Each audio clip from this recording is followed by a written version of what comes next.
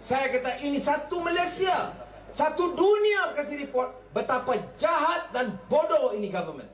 Ini UMNO sudah bankrupt, negeri tak reti jaga, ekonomi rosak. Dia sudah bankrupt, dia bagi orang gaduh. Melayu dia suruh marah sama Cina.